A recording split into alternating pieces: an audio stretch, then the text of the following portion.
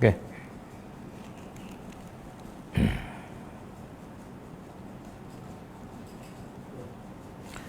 A'udzubillahi minasyaitonirrajim. Bismillahirrahmanirrahim. Alhamdulillahirabbil alamin, nahmaduhu wa nasta'inu wa nastaghfiruh. Wa na'udzu billahi min syururi anfusina wa min sayyiati a'malina. Man yahdihillahu fala mudilla lahu wa man yudlil fala hadiya lahu. Asyhadu an la ilaha illallah wahdahu la syarika lah wa asyhadu anna Muhammadan abduhu wa rasuluh. Subhanaka la ilma lana illa ma 'allamtana innaka antal alimul hakim. Allahumma 'allimna ma yanfa'una wanfa'na bima 'allamtana wa zidna ilma.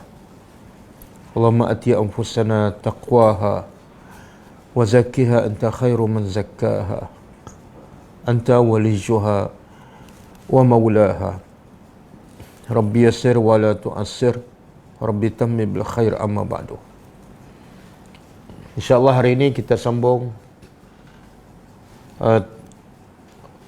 pengajian Sirah Nabawiyah, siri yang kelima.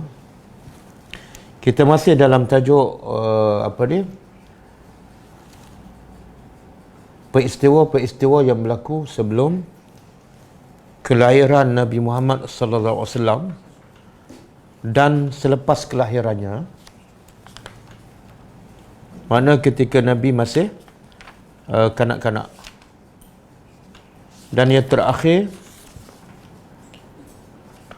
iaitu bagaimana dan kepada siapa Nabi disusukan. Seingat saya kita sampai situ. Antara yang menyusukan Nabi ialah Suwaibah, pembantu kepada Abu Lahab. Dan yang menyusu dengan Suwaibah juga ialah Hamzah bin Abdul Muttalib, yang merupakan pakcik Nabi dan dalam masa yang sama adalah adik-beradik susuan.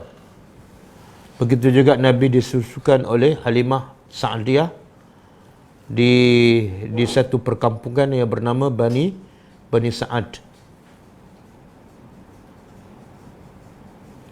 Dan ada yang menyebut bahawa peristiwa yang berlaku ketika Halimah Sa'diyah dengan beberapa kawan-kawan dia pergi mencari anak ataupun bayi untuk disusukan, itu salah satu pendapatan mereka, iaitu ibu-ibu di Bani Sa'ad ini pergi cari bayi untuk disusukan, kemudian mereka dapat upah. Kemudian Halimah Sa'diyah bagi tahu masa sampai kat Mekah, kawan-kawan dia semua dah dapat bayi untuk disusukan. Dan bila diberi Nabi Muhammad kepada wanita-wanita untuk disusukan, semua menolak. Semua tak nak Nabi Muhammad. Sebab apa? Sebab dia anak yatim. Bila anak yatim tak ada bapa, bila tak ada bapa tak dapat upah. Jadi semua tolak. Dan ditakdirkan Allah, Halimah Sa'diyah dia tak dapat mana-mana bayi untuk disusukan. Jadi dia tak ada pilihan daripada dia balik tangan kosong. Orang kata apalah, balik-balik jauh tapi tak tangan kosong kan. Maka dia pun ambil juga. Dan akhirnya dia dapat yang terbaik sebenarnya. Tapi itu pun cerita itu pun ada yang mengatakan ia tidak sahih. Ada mengatakan ia tidak sahih. Yang tu yang saya pilih buku ni As-Sirah An-Nabawiyah As-Sahihah. Kalau kita tengok buku-buku sirah ni banyak bercampur aduk antara yang sahih dengan yang tak sahih. Tetapi kalau kita buang semua yang dhaif, mana cerita sirah Nabi ni kata ulama dia tak akan lengkap. Dia akan lompong sebab cerita macam tak bersambung. Kalau kita nak ambil yang sahih saja, tak apalah. Kita boleh baca yang tak sahih, yang dhaif, tapi paling kurang kita berhati-hati. Kita tahu yang ni dhaif kan. Jangan kita percaya 100%. Okey, peristiwa penting yang berlaku yang ada dalil yang sahih ketika Nabi berada di perkampungan Bani Sa'ad ketika disusukan oleh Halimah Sa'diyah ialah peristiwa Syaqqu As-Sadri. Dada Nabi dibelah. Dada Nabi dibelah.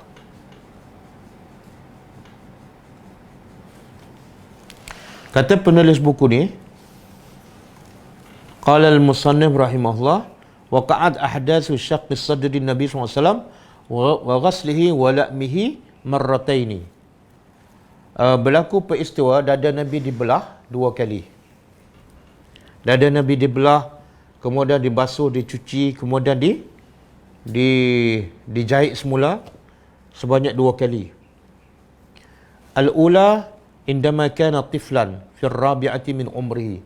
Peristiwa pertama berlaku ketika dia kanak-kanak dan umurnya 4 tahun.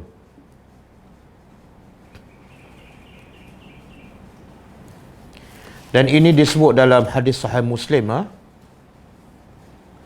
Disebut dalam hadis sahih riwayat Muslim. Daripada Anas bin Malik radhiyallahu anhu, anna Rasulullah SAW atahu Jibril. Daripada Anas bin Malik, sesungguhnya Rasulullah ketika dia kanak-kanak, dia menceritakan datang kepadanya malaikat Jibril alaihissalam, wa huwa yal'abu ma'al ghilman. Ketika itu dia sedang bermain bersama ghilman ni budak-budak. Kalau seorang ghulam, kalau ramai ghilman. Maka ketika itu kata Nabi, Jibril mengambilnya dan membaringkannya. Lalu fasyaqqa ala qalbihi, Jibril membelah dadanya dan mengeluarkan hatinya. Ini semua dengan izin Allah. Walaupun masa tu tidak ada doktor pakar, tidak ada bilik pembedahan dan tidak ada peralatan yang lengkap, tapi dengan izin Allah pembedahan berlaku pada Nabi dengan selamat. Bahkan lebih selamat lagi daripada apa yang berlaku di zaman kita sekarang. Kadang-kadang masuk bilik bedah tak selamat kan? Kadang-kadang tertinggal jarum, kadang-kadang tertinggal gunting kan? Dan Nabi dibedah di mana ni? Bukan di rumah, bukan di bilik pembedah, di tepi jalan je. Kemudian bila dibedah, fastakhraja al-qalb. Malaikat Jibril mengeluarkan hati Nabi. Jadi hati ni di dada, hati di dada. Fastakhraja minhu alaqah. Daripada hati itu dikeluarkan satu alaqah, satu benda yang ada bersama hati. Dan kata Nabi, haza hazus syaitan. Yang dikeluarkan daripada hati itu adalah bahagian syaitan, ataupun tempat syaitan merosakkan hati manusia. Maka bahagian itu dibuang. Summa ghasalahu, kemudian Jibril membasuh hati hati Nabi SAW fi tastin min zahabin, dalam bekas daripada emas. Dan dibasuh dengan apa? Bima'iz zamzam, dengan air zam-zam. Summa la'amahu, kemudian Jibril masukkan balik hati ke dalam dada Nabi, kemudian ditangkupkan semula, kemudian dijahit. Summa a'adahu fi makanihi, kemudian Jibril mengambil Nabi dan membawa tempat asalnya. Kemudian lepas tu datanglah budak-budak. Masa Jibril datang, budak-budak yang bermain bersama Nabi semua lari. Kemudian lepas selesai pembedahan itu, budak-budak bersegera pergi pada mak Nabi, iaitu Halimatus Sa'diyah, mak susuan. Lalu mereka memberitahu kepada Halimah, inna Muhammadan qad qutil, sesungguhnya Muhammad telah dibunuh. Sebab dia nampak bila dada Nabi dibelah tu, mana macam dibunuh lah.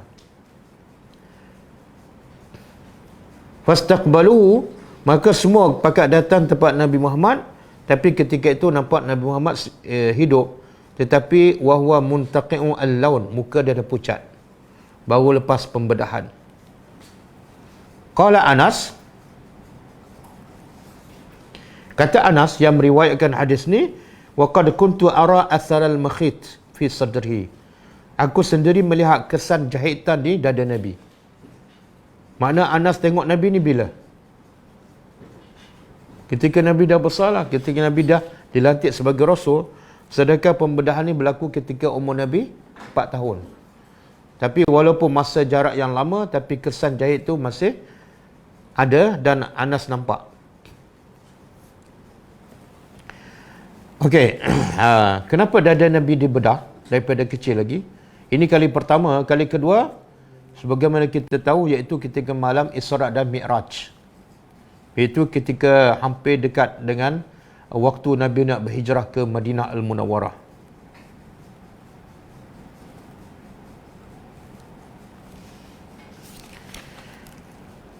Jadi kata ulama, pembedahan dada Nabi ni untuk dibersihkan hati ketika berumur 4 tahun adalah sebagai satu petunjuk awal bahawa Nabi akan dilantik sebagai Rasul.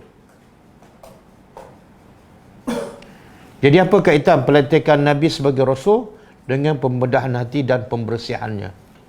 Kaitannya ialah Allah nak jaga hati Nabi daripada gangguan syaitan sebagai persiapan untuk Nabi menerima benda-benda yang baik tanpa bercampur aduk dengan benda-benda yang kotor ataupun bisikan-bisikan syaitan, dan supaya bila Nabi nak menyampaikan apa yang baik itu tidak ada gangguan. Maka akhirnya dalam hati Nabi tidak ada yang lain melainkan tauhid, mentauhidkan Allah dan hanya mentaati Allah Subhanahu wa taala. Dan memang betul, Nabi pernah sebut kepada Khadijah radhiyallahu anha, aku tak pernah menyembah Lat ataupun Al-Uzza. Ramai sahabat-sahabat Nabi yang sebelum mereka Islam, mereka menyembah berhala. Itu biasa. Tapi Nabi seorang tak sembah. Walaupun dalam tempoh Nabi sebelum dilantik sebagai Rasul. 40 tahun kan Nabi hidup di Mekah, berhala penuh keliling Kaabah 360, tapi Nabi tak pernah sembah. Sebab apa? Salah satu sebabnya, dada Nabi telah dibersihkan daripada unsur-unsur yang jahat ataupun daripada gangguan syaitan.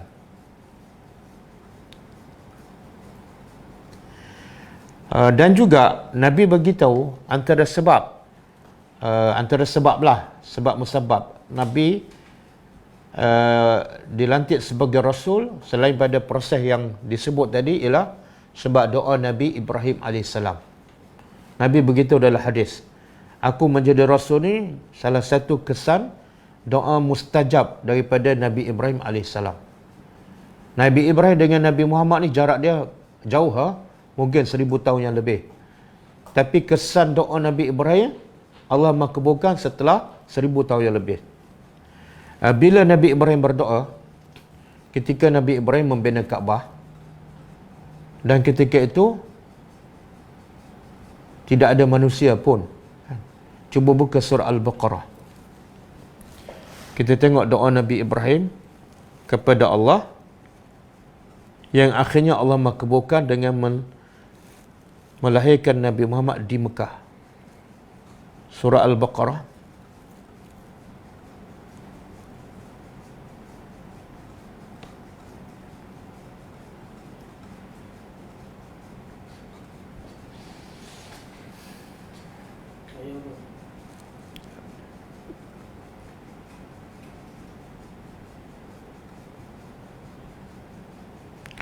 Ayat 129.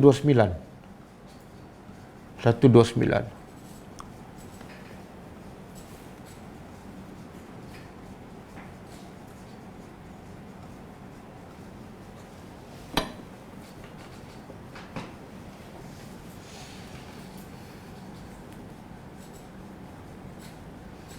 Okey, Allah kata apa? Allah merakamkan apa yang dilakukan oleh Ibrahim setelah dia membina Kaabah bersama anaknya Ismail alaihi wassalam. Lepas tu doa Ibrahim, Rabbana wa ba'ath fihim rasulan minhum yatlu alaihim ayatika wa yuallimuhumul kitaba wal hikmah wa yuzakkihim innaka antal azizul hakim. Maksudnya, wahai Tuhan kami, wa ba'ath fihim, utuskan kepada mereka iaitu penduduk Mekah. Walaupun masa tu belum ada, tapi orang beriman, apatah lagi para nabi, sentiasa berfikiran positif dan sentiasa mementingkan orang. Bila mereka berdoa, bukan untuk diri mereka saja tapi untuk orang lain, dan bukan untuk orang lain saja tapi untuk generasi yang kadang-kadang 1000 tahun selepas itu. Jadi kita ambil pengajaran bila kita berdoa, jangan pentingkan diri, jangan doa hanya untuk keluarga, tapi doalah untuk semua umat Islam. Sama ada di zaman kita ataupun selepas kita mati, ataupun dalam masa yang lama, mungkin selepas 1000 tahun lepas kita mati. Mana tahu dengan doa kita itu Allah makbulkan. Bila? Selepas 100 tahun, selepas 500 tahun. Jadi kata Nabi Ibrahim, utuskan untuk penduduk Mekah ni seorang Rasul, minhum, daripada kalangan orang Mekah sendiri. Apa tugas Rasul ni? Yatlu alaihim ayatika. Dia, kerja Rasul ni baca ayat engkau je. Tak baca ayat manusia, tak baca kitab manusia. Baca ayat engkau sahaja. Dan wa yu'allimuhumul kitab. Dan Rasul ini juga mengajar kepada penduduk Mekah, kepada orang Arab, kitab, iaitu Al-Quran, wal hikmah, dan kebijaksanaan. Dan kemuncaknya apa? Supaya Rasul ni dapat yuzakkihim, membersihkan akidah-akidah orang yang berada di Mekah yang betul memang rosak. Mereka penyembah berhala berpuluh-puluh tahun, beratus tahun. Jadi berkat doa Nabi Ibrahim ni, akhirnya Allah yuzakkihim, menjadikan penduduk Mekah semuanya memeluk Islam. Tengok berapa banyak keberkatan doa Nabi Ibrahim bila ikhlas. Bila ikhlas. Apa bukti doa Nabi Ibrahim ni ikhlas?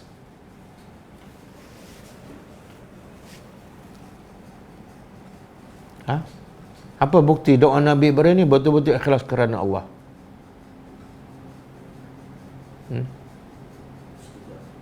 Apa dia? Pertama, dia bukan minta untuk dia. Rasul kan? Rasul untuk siapa ni? Orang Mekah. Bila? Tak penting. Jadi bila dia minta untuk orang, itulah tanda dia ikhlas. Yang kedua, doa Nabi Ibrahim ni, dia minta benda yang paling penting. Apa yang paling penting untuk manusia? Yang paling penting ialah yang membawa manusia supaya kenal Allah. Kan?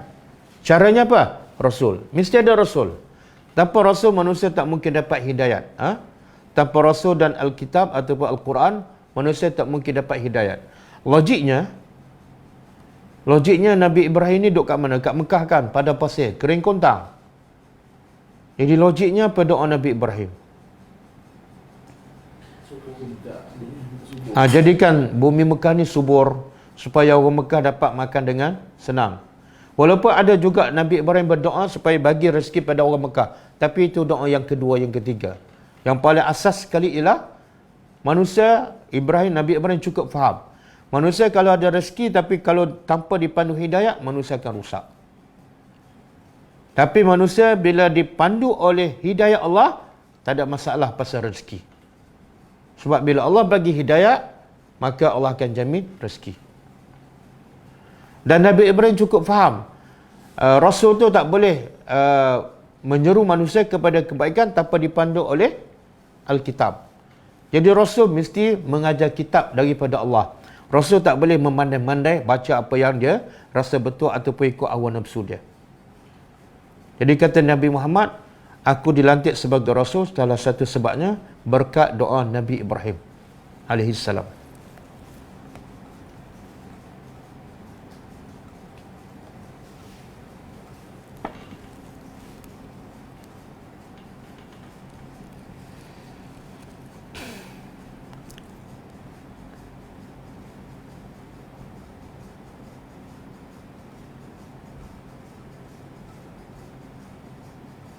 Okey. Jadi hikmah Allah membedah dada Nabi melalui Jibril itu daripada kecil supaya apa? Supaya Allah nak lindungi Nabi daripada buat perkara-perkara yang membawa kepada kekufuran ataupun yang menyebabkan menjejaskan imej seorang Nabi yang menjadi penghalang untuk orang terima dakwah Nabi. Itu penting . Jadi pengajaran untuk kita apa dia? Pengajaran untuk kita ialah bila kita nak sampaikan dakwah, yang paling asas sekali apa dia? Bila kita nak sampaikan dakwah pada orang, keluarga ke, kawan ke, jiran ke, ataupun orang awam, yang paling penting, yang paling asas ialah kita pastikan hati kita bersih dan akhlak kita mulia. Sebab penghalang besar orang tak terima dakwah bukan mereka tak faham Al-Quran. Tapi penghalang besar ialah mereka tak nampak akhlak Al-Quran kepada orang yang berdakwah tu. Kadang-kadang orang yang berdakwah cakap lain tapi tengok akhlaknya berlawanan. Maka itu menjadi penghalang. Sebab tu Allah jaga Nabi daripada kecil lagi. Jangan buat benda yang orang boleh attack Nabi. Sebab tu orang musyrikin tak ada satu benda pun yang boleh dia komen pasal peribadi Nabi. Nabi ni tak amanah lah, Nabi pemalas lah, Nabi malah bekerja lah. Langsung tak ada. Sebab Allah jaga daripada kecil. Yang orang musyrik komen pasal Nabi apa dia? Yang tak ada pada Nabi, apa dia?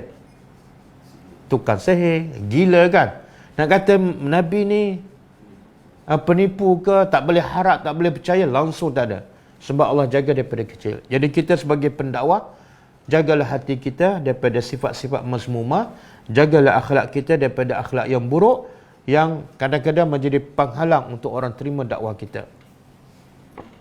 Termasuklah kita sebagai suami ke, sebagai bapa ke, sebagai guru sekolah ke, pelajar kita, anak kita tak akan ikut kita kalau kita sendiri cakap tak serupa bikin.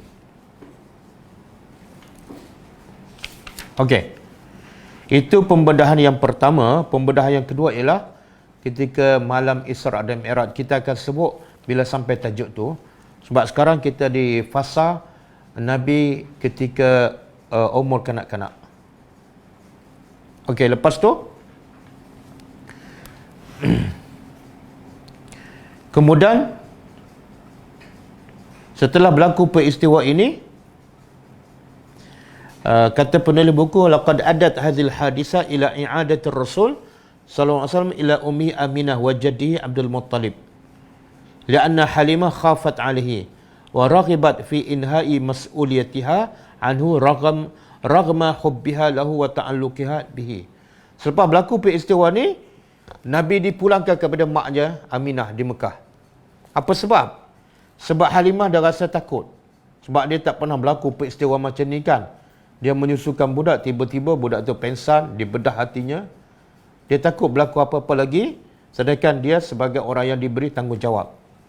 Maka dia pun hantar terus balik Nabi kepada mak je.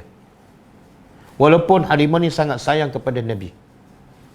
Okey, kemudian kata Ibnu Abbas, ketika Nabi dipulang balik pada maknya, umurnya, ada mengatakan umurnya al-khamisah min umrihi, umur 5 tahun. Ada mengatakan ketika umurnya 6 tahun.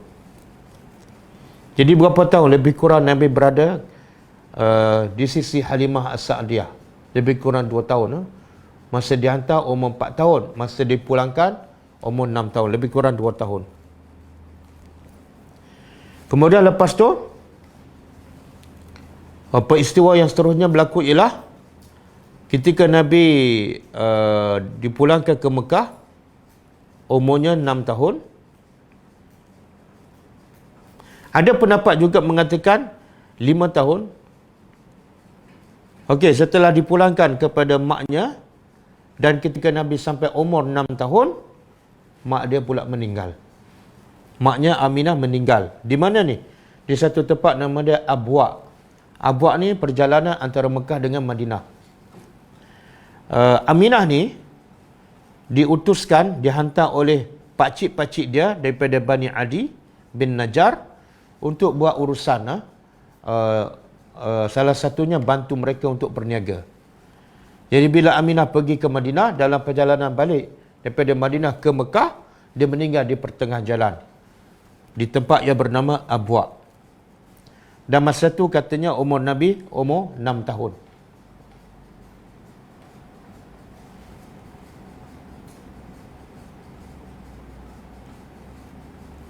Dan itu memberi kesan yang sangat besar kepada Nabi. Apabila dia lahir, bapa tak ada, tak pernah nampak bapa. Dan ketika umur 6 tahun pula ibunya meninggal, kehilangan tempat berkasih sayang. Apa faedah ataupun apa hikmah yang paling besar? Allah mewafatkan mak Nabi ketika umur 8 tahun ataupun 6 tahun. Apa faedah paling besar? Walaupun selepas tu Yang menjaga Nabi ialah pakciknya Abdul Muttalib kan. Dan pakcik dia dengan Nabi, Nabi adalah sebagai cucu. Tapi dia jaga Nabi Muhammad tu macam macam dia jaga anak dia sendiri. Diceritakan Abdul Muttalib ni ada satu tempat yang dia duduk, anak anda dia tak akan duduk. Sebab memuliakan Abdul Muttalib. Tapi bila Nabi yang duduk kat situ, Nabi ni cucu. Anak-anak Abdul Muttalib siapa dia? Al-Abbas, Abu Lahab kan. Anak-anak dia duduk tempat Abdul Muttalib tak bagi. Dan itu macam melanggar adat lah. Tapi bila Nabi Muhammad, cucu dia duduk, dia biarkan. Sehingga kan anak-anak dia, iaitu pakcik kepada Nabi, larang. Jangan duduk tempat atuk kamu. Tapi Abdul Muttalib kata, biarkan dia. Menunjukkan bahawa Abdul Muttalib ini sangat sayang kepada Nabi. Sangat sayang kepada Nabi. Tapi sebenarnya, kasih atuk tak mungkin sama dengan kasih seorang ibu dan bapa. Jadi apa hikmah Allah menjadikan Nabi ni yatim?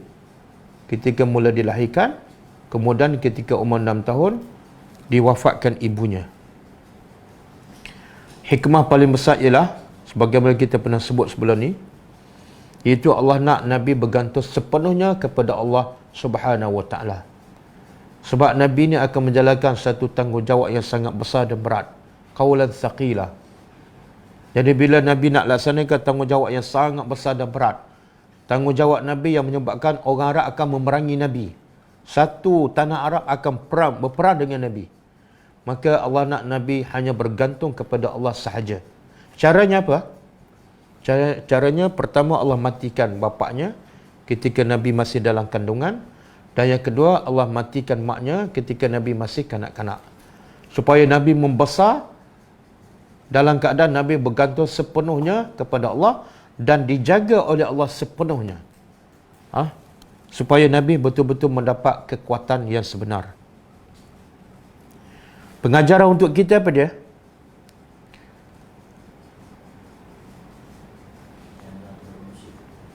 Apa dia? Jangan bergantung pada manusia. Sebab apa? Kenapa tak boleh bergantung pada manusia? Manusia makhluk. Kemudian kalau makhluk, kenapa tak boleh bergantung?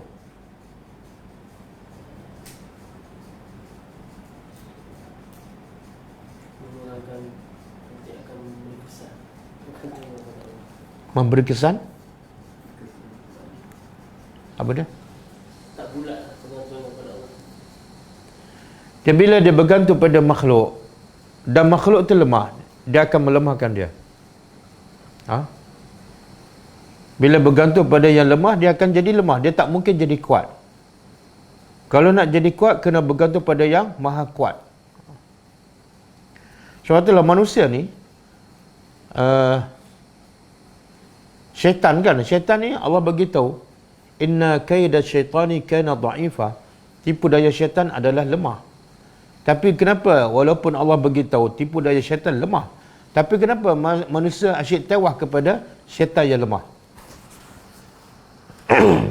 Kenapa?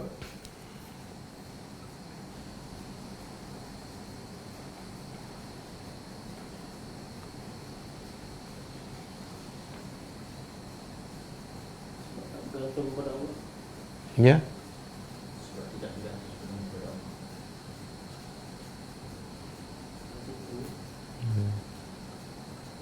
Dia manusia pun lemah kan? Manusia pun lemah. Bila bergantung yang lemah kepada yang lemah, dia semakin kuat ke semakin lemah. Jadi sebab itulah antara masalah besar orang yang berilmu ialah dia belajar ilmu, tapi dia tak belajar akidah. Dia tak yakin pada Allah. Dia tak kenal Allah betul-betul kan? Dalam keadaan dia banyak ilmu, tapi dia takut nak sampaikan kepada orang. Kenapa dia takut? Sepatut dengan ilmu, dia semakin berani.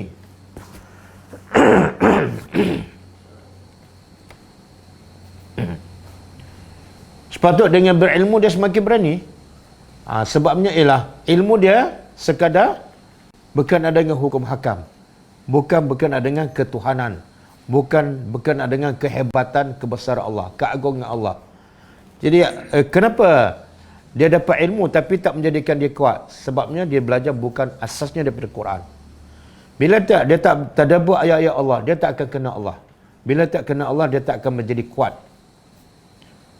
Sebab itulah asas yang paling kuat untuk kita belajar ialah kenallah Allah, sama ada melalui Al-Quran ataupun kita berfikir.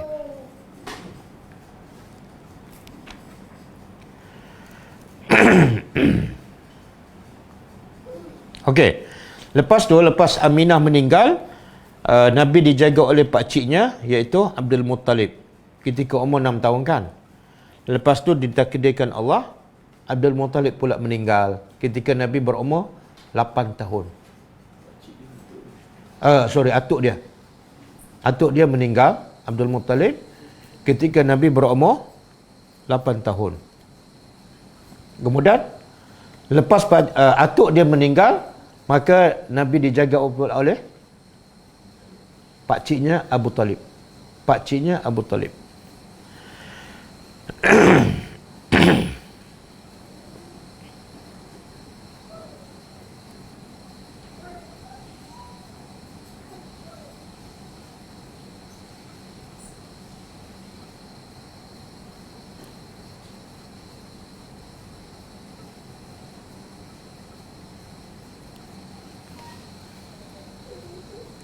Okey. Yang ni yang Allah sebut dalam surah apa ni? Allah menjadikan Nabi yatim, tidak ada mak bapak, tapi Allah menjaganya. Salah satu bentuk penjagaan Allah kepada Nabi ketika Nabi yatim ialah melalui atuk dia. Yang pertama Abdul Muttalib, yang kedua pakciknya Abu Talib, iaitu Allah sebut dalam surah Ad-Duha kan, alam yajidka yatiman fa'awa. Allah kata pada Nabi, bukankah Allah tu mendapati engkau dalam keadaan anak yatim, fa'awa, lalu Allah menjaga kamu. Termasuklah bentuk penjagaan Allah ialah Allah jadikan atuknya Abdul Muttalib lembut hati dan sayang pada Nabi. Kadang-kadang lebih sayang daripada anak mereka sendiri. Kemudian bila atuknya meninggal, Allah jadikan pula kasih sayang itu dalam hati pakciknya Abu Talib. Sehingga Abu Talib ni terkenal dengan anak ramai, kemudian miskin. Tapi dia menjaga Nabi seperti menjaga anaknya sendiri.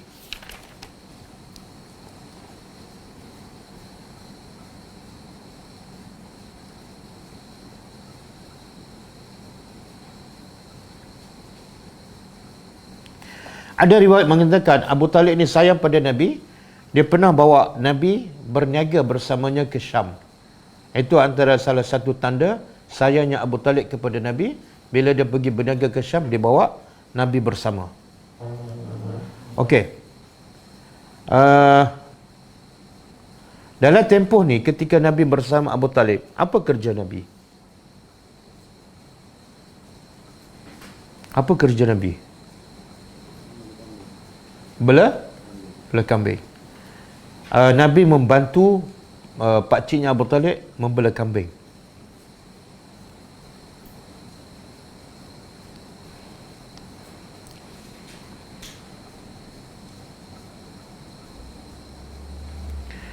Okey, kerana Abu Talib mukilan fir rizki. Abu Talib ni orang miskin, rezeki dia tak banyak, tapi anak ramai. Maka fa'amilan Nabi pun bekerja untuk membantu pakcik dia yang jaga dia dengan menjaga kambing. Kambing milik pakciknya. Dan Nabi sendiri beritahu tidak ada para Nabi melainkan hampir semua membela kambing dalam satu hadis.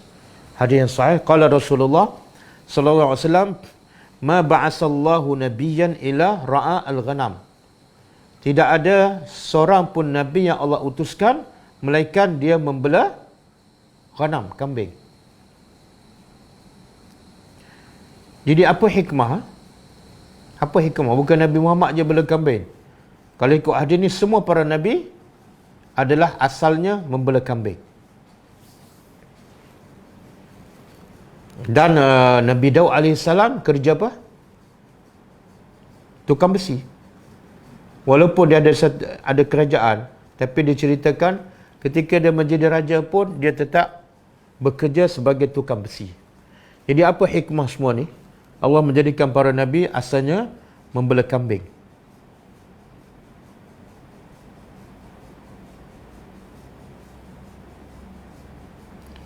Okey. Ini antara faedah ataupun hikmah kenapa Allah jadikan Nabi Muhammad bela kambing. Allah boleh tak nak jadikan Nabi ni walaupun dia anak yatim dan pakcik dia dah mati, atuk dia pun mati, Allah boleh tak nak bagi kekayaan pada Nabi? Boleh je. Dengan cara Nabi berniaga dan sebagainya. Tapi tak. Allah arahkan Nabi supaya membela kambing. Jadi antara faedah ataupun hikmah Nabi membela kambing pertama ialah Allah nak latih Nabi supaya sabar. Kerja dakwah yang paling besar cabarannya ialah tak sabar. Sebab apa? Bila berdakwah tidak ada para nabi melainkan bila sampai je dakwah mesti akan ditentang oleh kaum dia. Akan dicaci oleh kaum dia. Jadi senjata paling kuat untuk menghadapi tentangan kaum mereka ialah sabar. Kalau tanpa sabar, dakwah tak akan berjalan. Bahkan Allah perintah pada Nabi, wasbir ala ma yaquluna wahjurhum hajaran jamila. Di peringkat awal lagi Allah dah pesan pada Nabi, bangun malam untuk apa ni? Salah satu tujuan supaya kamu sabar untuk menghadapi kata nista daripada musuh. Macam mana Allah nak jadikan Nabi ni seorang yang sabar? Ini belum dilantik sebagai rasul. Tapi sebagai persiapan ketika menyampaikan dakwah, Nabi perlu pada kesabaran yang luar biasa. Maka Allah didik Nabi supaya sabar melalui apa dah? Bela kambing. Macam mana bela kambing boleh jadi sabar?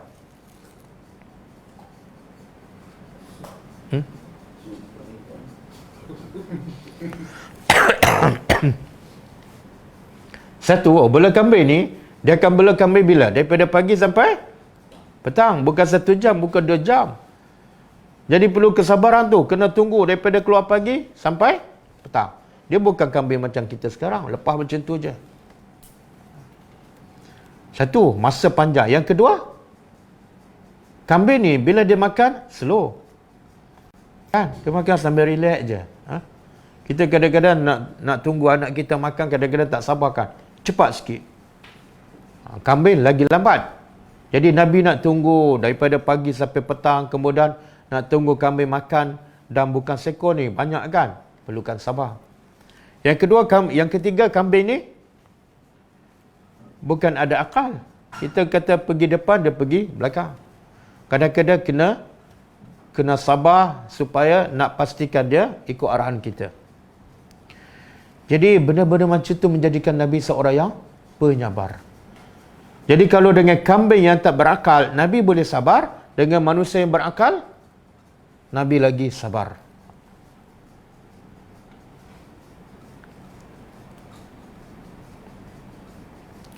Dan Nabi ni bela kambing di mana ni? Di Mekah ke New Zealand? Mekah ni tanah padang pasir, cuaca panas. Nak duduk pula pagi sampai petang. Bukan ada pokok. Kan kalau kita bela kambing tempat kita, kalau panas boleh duduk bawah pokok kan. Kadang-kadang ada bansal. Di Mekah tak ada.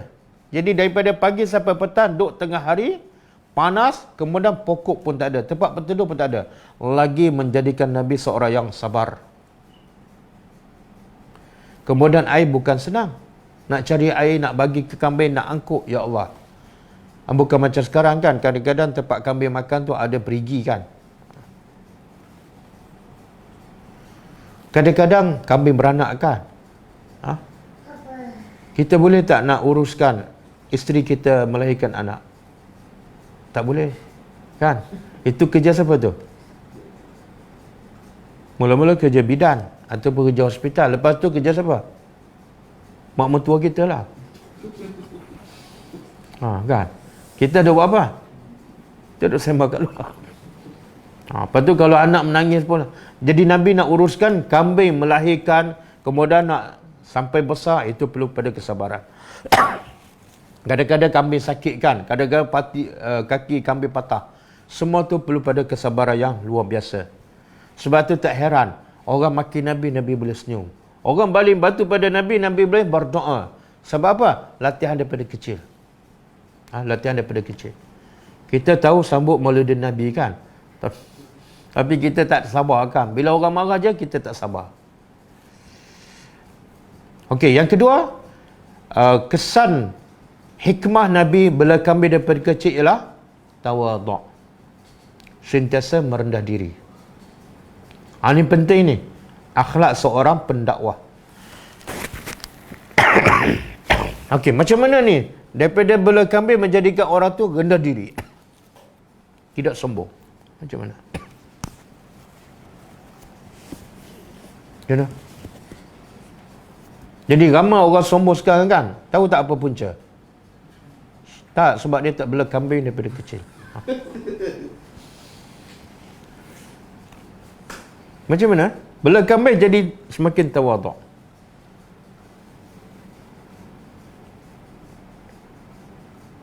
Kesusahan tu.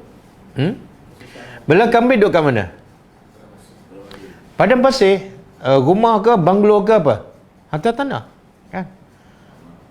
Itu melatih Nabi supaya sentiasa merendah diri. Duduk atas tanah, biasa. Tidur atas tanah, biasa. Kadang-kadang tidur sebelah kambing, biasa. Kan? Tak ada kemewahan. Sebab itulah setengah-setengah orang, kadang-kadang kalau tak biasa dengan hidup susah, bila kita nak jemput dia duduk di tempat-tempat masjid je, minta maaf lah, saya tak biasa duduk masjid kan.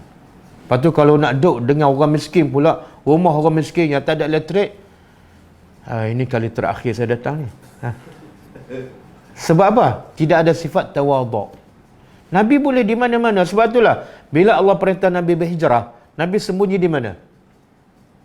Dalam gua. Berapa hari? 3 hari 3 malam. Duduk dalam gua. Cuba bayangkan, orang paling mulia duduk dalam gua. Elektrik tak ada, makanan tak ada, peti ais tak ada, tandas pun tak ada. 3 hari. Siapa sanggup? Cuba panggil ustaz yang biasa ceramah Kuala Lumpur, duduk hotel 3 bintang, 4 bintang kan. Pergi berdakwah kat sana, rumah duduk dalam gua. Tak payahlah 3 hari 3 malam. 1 malam je. Ataupun duduk rumah orang Pulau Mega kan, yang tak ada elektrik tu, 1 malam je. Elektrik tak ada, air tak ada, tandas tak ada. Ni Nabi macam mana boleh tawadukkan? Rumah Nabi pun sempit je, walaupun dia ketua negara. Kenapa Nabi boleh hadapi? Sebab proses daripada kecil lagi. Kamu duduk kat sini, tidur kat mana? Atas pasir. Sebelah apa? Sebelah kambing. Kalau kambing beranak, kamu jaga. Jaga kambing, bukan kambing jaga Nabi.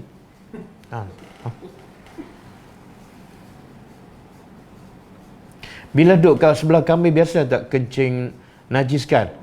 Itu melatihkan Nabi merendah diri. Kita, tengok kambing je. Macam mana aku nak tidur ni, kambing. Lepas tu tengok anjing, lagi cabut lari. Kalau kita pergi berdakwah kat Sarawak ke Sabah ke, kadang-kadang anjing berlegas sekeliling kita. Bukan seekor, 10 ekor. Jadi kalau kita dia biasa duduk tempat yang mewah, duduk Kuala Lumpur kan, kelas pula aircon. Lepas tu bila pergi ke mana pun, hotel 5 bintang kan. Tempat macam tu dia fikir 10 kali nak pergi. Kan? Sebab itulah ustaz-ustaz penceramah jarang sampai tempat macam tu. Jarang sampai. Kalau nak jemput dia, kena bina hotel dulu kat situ.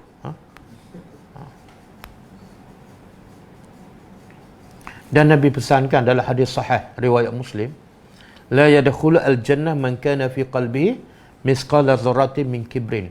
Tak akan masuk syurga sesiapa yang ada dalam hatinya sebesar zarah daripada kibrin, sombong. Bila kita tak boleh duduk bersama orang miskin, sombong. Sebab itulah Nabi biasa tak duduk bersama orang miskin. Ya. Ahli sufah yang duduk ke masjid Nabi kan, 70 orang lebih kan. Nabi biasa duduk bersama mereka, bergaul dengan mereka. Nabi bagi makan orang miskin, ya Allah. Allah kata apa pada Nabi? Wasbir nafsaka ma'al ladzina yad'u rabbahum bil ghadati. Sabar diri kamu duduk bersama siapa? Orang miskin.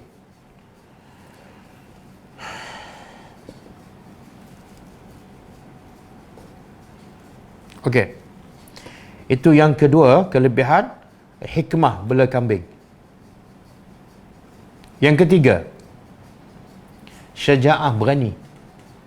Nabi menjadi berani. Macam mana ni bela kambing jadi berani? Sebab bila bela kambing di mana ni? Di tengah padang pasir. Bila padang pasir ada tak binatang-binatang? Yang nak makan kambing, ular ke, kalajengking ke. Nabi dah biasa benda tu.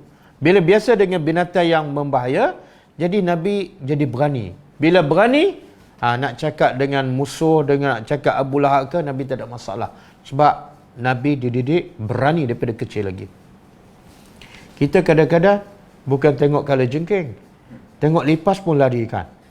Lepas tu macam mana nak cakap pada pemimpin? Kadang-kadang nak cakap pada suami pun takut. Sebab apa?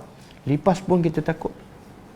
Suami pula takut nak sampaikan kepada, nak tegur bapak dia kan. Sebab apa? Sebab suami dengan lipas pun takut. Nampak lipas dia spray kan. Yang keempat, hikmah yang keempat, ini penting. Hikmah keempat, kelebihan Nabi bela kambing. Bukan Nabi Muhammad saja, semua para Nabi. Iaitu rahmah dan kasihan belas.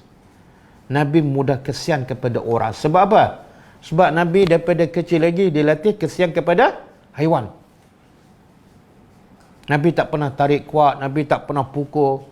Maka kesabaran, kesian belah itulah menjadikan Nabi kesian kepada orang. Orang maki pun Nabi masih kesian. Orang baling batu pun Nabi masih kesian. Dan kita ni susah nak ada perasaan kesian, betul tak? Kadang-kadang tengok orang miskin, tengok macam tu je. Kan? Kadang-kadang tengok orang tak salat, kita tak rasa kesian langsung. Apa nak jadi, setakat tu je. Kan? Sebab apa? Betul tak? Kita banyak berfikir setiap hari, kita banyak bekerja setiap hari untuk orang ke untuk kita? Untuk kita. Kenapa? Kenapa kita tak berfikir bekerja untuk orang, belajar untuk sampaikan pada orang? Kenapa? Sebab kita diajar daripada kecil lagi tidak kesian untuk diri kita, bekerja untuk diri kita kan. Jadi tak ada rasa kesian pada orang. Bila makan je kita tak ingat daripada orang.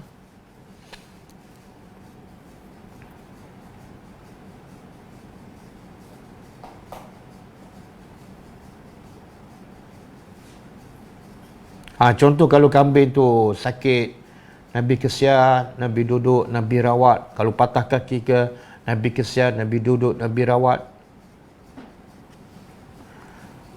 Maka siapa yang kesian kepada haiwan, maka dia akan lebih kesian kepada manusia.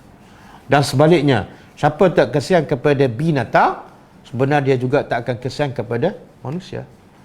Sebab itulah ramai, ada tak hadis yang menceritakan ada wanita masuk syurga sebab kesian pada binatang je. Ada kan? Ya. Yang pelacur kesian pada anjing. Ada hadis mengatakan ada wanita masuk syurga sebab kucing.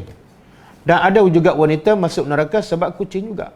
Sebab tidak rahmat pada haiwan, maka kepada manusia lagilah tidak rahmat.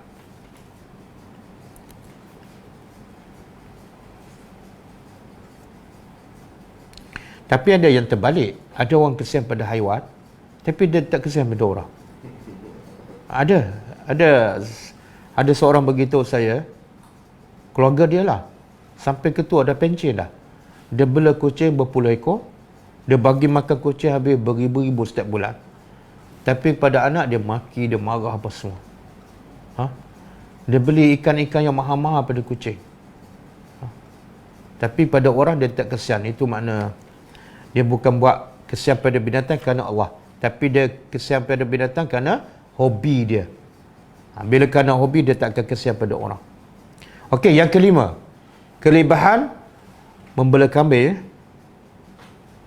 iaitu suka bekerja sendiri dan hasil titik peluh sendiri.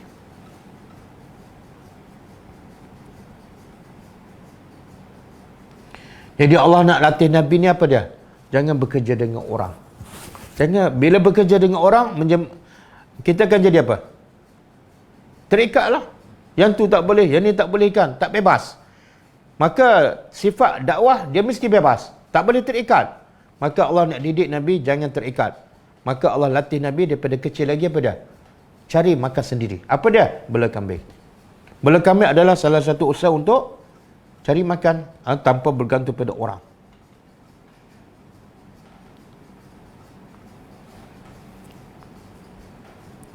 Dan Nabi sebut dalam hadis sahih riwayat Bukhari, kata Nabi SAW, ma akala ahadun ta'aman qattu khairan min an ya'kula min amali yadihi. Wa inna nabiyallahi Dawud alaihi salam kana ya'kulu min amali yadihi. Hadis sahih riwayat Bukhari. Maksud dia, kata Nabi SAW, boleh catat maksud hadis ni. Kata Nabi SAW, tidak ada seorang pun makan makanan yang paling baik daripada apa yang dia usaha dengan tangannya sendiri. Tidak ada seorang pun yang makan makanan yang lebih baik dari apa yang dia usaha dari tangannya sendiri. Dan kata Nabi lagi, sesungguhnya Nabi Allah Daud makan daripada kerja usaha tangannya sendiri, walaupun dia ada kerajaan. Boleh faham? Itu fakta tu. Nabi Daud ada kerajaan tak? Diwarisi daripada siapa? Daripada? Tak, Nabi Daud mewarisi kerajaan daripada siapa? Daripada siapa? Wallahu a'lam. Anak dia Sulaiman warisi daripada dia kan. Jadi Nabi Sulaiman ada kerajaan, tapi dia tetap bekerja sendiri, iaitu tukang besi. Mulianya orang yang bekerja. Kenapa ni? Kalau kamu dah ada kerajaan, ambil daripada allowance kan? Allowance kan banyak kan? Allowance rumah, allowance kereta kan? Rotate free kan? Tak. Sebab dia faham rezeki yang paling baik, yang paling berkat ialah hasil daripada usaha sendiri. Dan kata penulis ni, bergantung kepada usaha sendiri yang halal menjadikan manusia apa dah? Bebas, merdeka. Dan sebaliknya, bila kita terikat dengan orang, bekerja dengan orang, menjadikan kita terikat. Kan? Nak cakap tu tak boleh, nak cakap ni pun tak boleh, walaupun terang-terang bercanggah dengan Islam. Sebab apa? Sebab kebergantungan kita pada orang. Berapa ramai yang tunduk kepalanya walaupun dia berilmu kepada apa? Kepada pemimpin yang taghut. Sebab apa? Sebab dia bekerja dengan pemimpin tu. Dan berapa ramai yang diam di atas perkara yang batil sebab dia makan gaji. Betul kan? Jadi bila kita terikat dengan orang, bekerja dengan orang, kita tak boleh jadi pendakwah. Sebab pendakwah sifatnya bebas.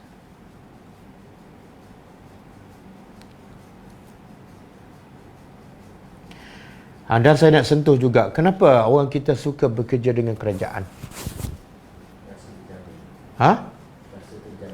Rasa terjamin. Okey. Kenapa rasa terjamin? Gaji tetap. Kerajaan pun ada duit kan. Kemudian ada EPF kan. Ada jaminan banyak kan. Ada pencen kan. Bila pencen, relax je, duit masuk kan. Itu nampak positif, tapi sebenarnya itu menyebabkan apa? Dia jadi jumud. Dan bila tak ada kerja, dia jadi kelang kabut kan. Sebab apa? Dia dilatih bergantung pada orang. Bila kerja tak ada, contoh musim COVID-19 kan, banyak hilang kerja, jadi bengong. Awak kerja apa ni? Padahal dia ada ilmu. Dia boleh buat macam-macam. Tapi sebab dilatih bergantung, bekerja dengan orang, dia jadi bengong. Sebab itulah zaman Nabi tak ada universiti. Tak ada yang lulus universiti. Tapi tak ada yang menganggur. Kan? Sekarang ada sekolah, ada universiti. Semakin banyak universiti, semakin banyak penganggur.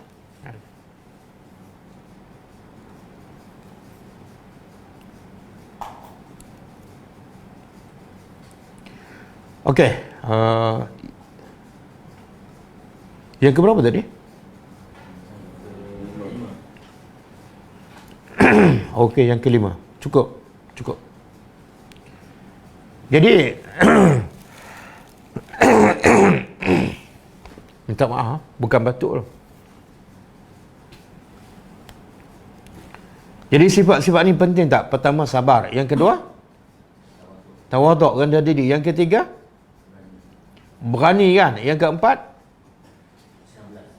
ke-19, yang kelima lima sifat ni ciri-ciri utama pendakwah. Kalau tak ada 5 sifat ni memang dakwah akan gagal. Berapa ramai yang berceramah menyampaikan tapi tak sabar kan?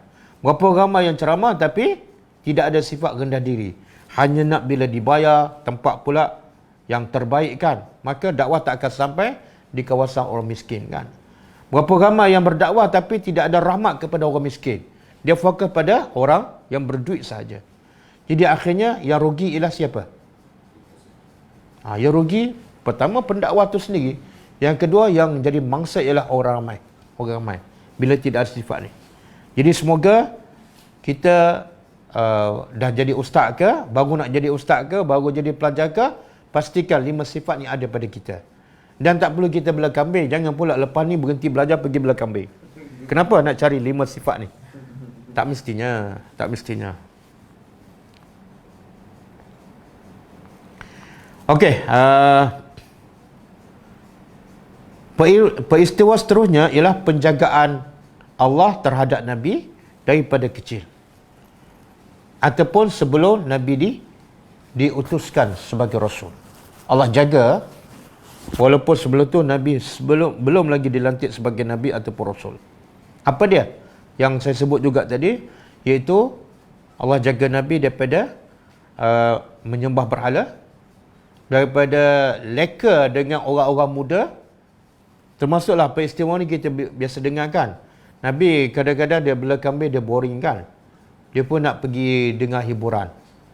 Dia pesan pada seseorang, tolong jaga kambing, aku nak pergi ke tempat orang muda lah. Ke mana ni? Mana-mana je lah. Jadi satu masa Nabi pun pergi, tengok orang ramai, tengok ketika itu ada majlis perkahwinan. Jadi Nabi nak pergi dengar kan. Itu menunjukkan Nabi adalah manusia biasa. Qul innama ana basyarun mislukum. Aku ni manusia sama dengan kamu. Kamu suka berhibur, aku pun suka. Tapi Allah jaga Nabi, bila sampai tempat tu Nabi tertidur. Sampai sedar-sedar dah cerah dah. Bangun-bangun pagi Nabi, orang tanya kamu buat apa? Aku tak tahu buat apa. Aku tak tahu. Orang lain buat apa, aku pun tak tahu. Jadi Nabi nak cuba sekali lagi, malam kedua dia pergi lagi nak dengar. Tapi bila sampai di situ, Allah jadikan Nabi tidur sampai cerah. Peristiwa ini menunjukkan apa? Allah jaga Nabi. Termasuklah bukan benda haram saja, benda yang melarakan. Dan di sini juga menunjukkan muzik ke, lagu ke, dia tak boleh dicampur adukkan dengan Al-Quran. Hati Nabi suci bersih hanya untuk Al-Quran je. Kalau dicampur dengan lagu ke muzik, dia tak masuk Quran. Quran dengan muzik tak masuk, tak ngam. Kalau masuk muzik, Quran tak masuk. Kalau masuk Quran, muzik tak boleh. Nasyid pun sama je. Nasyid pun ada muzik juga kan. Dia sebenar nasyid tu kata-kata manusia kan. Kalau orang tu dah seronok dengan kata-kata Allah, automatik dia tak suka kata-kata manusia. Mana mungkin dia suka kata Allah, tiba-tiba dia suka kata manusia. Jadi seolah kata Allah dengan kata manusia sama, tak mungkin.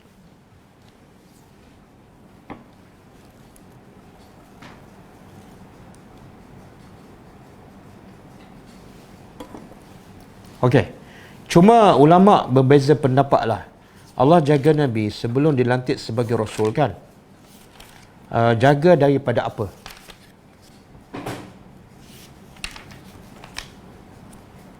Jaga daripada apa? Kata penulis buku ni, ulama sepakat bahawa Nabi maksum, dipelihara oleh Allah daripada kufur. Daripada kufur kepada Allah sebelum wahyu dan selepas wahyu.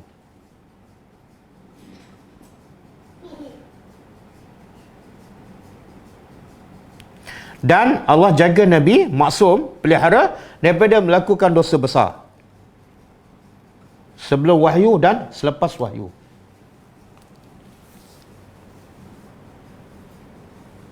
Adapun dosa kecil, Adapun dosa kecil berlaku juga kepada Nabi. Ini di sisi pendapat jumhur ulama. Majoriti ulama mengatakan dosa kecil berlaku tak pada Nabi sebelum wahyu? Ya. Selepas wahyu berlaku tak? Ya. Ini bukan pendapat saya, pendapat jumhur ulama. Kita pernah sebutkan sebelum ni. Dalilnya, ada dalil tak? Bahawa Nabi berlaku juga dosa kecil kepada Nabi. Yang maksum tu makna Allah pelihara daripada dosa besar dan juga daripada kekufuran. Yang tu maksum. Tapi dosa kecil berlaku tak? Pendapat jumhur ulama berlaku. Walaupun setelah Nabi dilantik sebagai Rasul. Ada dalil tak? Nabi ada buat kesalahan. Apa dah? Surah Alam Nashrah. Okey, itu tak, ya, tapi tak berapa jelas lah. Surah Al-Fathu. Surah Al-Fathu ayat yang pertama. Ada orang kata Nabi ni maksum sehingga tak buat dosa langsung kan? Dan sehingga dia mengatakan, siapa mengatakan Nabi buat dosa, orang ni menghina Nabi. Tak, bukan menghina Nabi. Allah sendiri sebut Nabi buat dosa. Bila kita kata Nabi buat dosa, sebab Allah yang kata, bukan menghina, itu memuliakan Nabi. Sebab apa memuliakan Nabi? Sebab Allah kata, Allah ampunkan dosa Nabi yang dulu dan yang akan. Jadi isu dia bukan buat dosa, isu dia beda. Dosa Nabi diampun. Jadi bila diampun, mulia ke hina? Mulia. Surah Al-Fathu ayat pertama.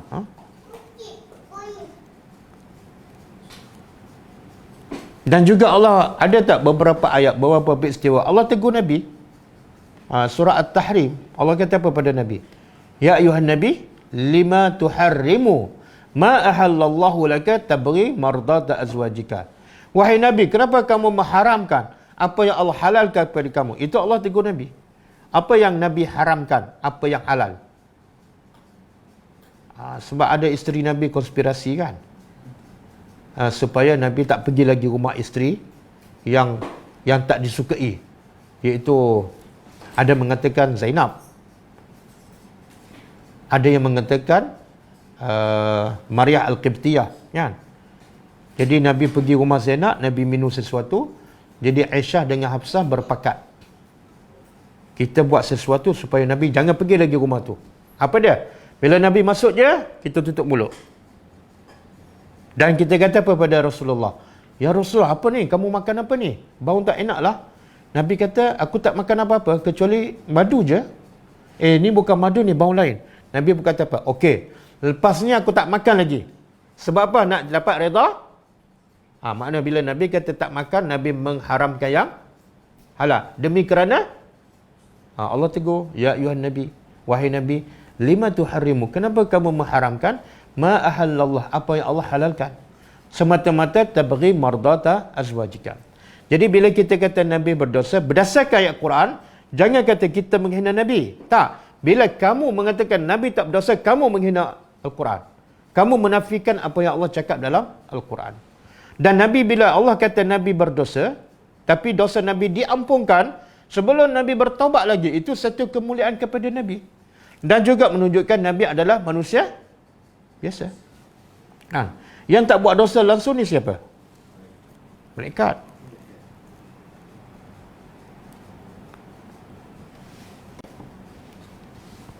Okey.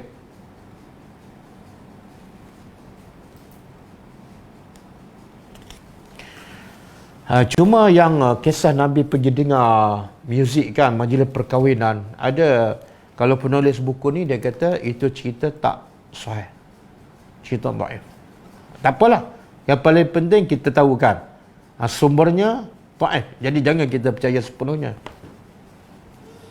Saya takut belajar sirah ada yang dhaif tapi kita ceritakan, takut-takut termasuk dalam ancaman yang disebut oleh Rasulullah kan, man kadzaba alayya muta'ammidan falyatabawwa maq'adahu minan nar. Siapa yang berdusta atas nama Rasul, maka disediakan tempatnya di dalam neraka. Okey. Saya rasa kita berhenti setakat tu. kisah Nabi ketika kanak-kanak, Nabi berusaha sendiri bela kambing, dan bagaimana Allah memelihara Nabi daripada dosa besar, daripada kufur sebelum kenabian dan selepas kenabian. Kemudian tajuk seterusnya ialah para Nabi dahulu telah memberi berita gembira tentang kelahiran Nabi Muhammad dalam kitab-kitab dahulu. Dan juga ulama-ulama ahli kitab juga menceritakan berita gembira tentang kelahiran Nabi Muhammad sallallahu alaihi wasallam. Itu kita semua akan datang. Ada soalan ke?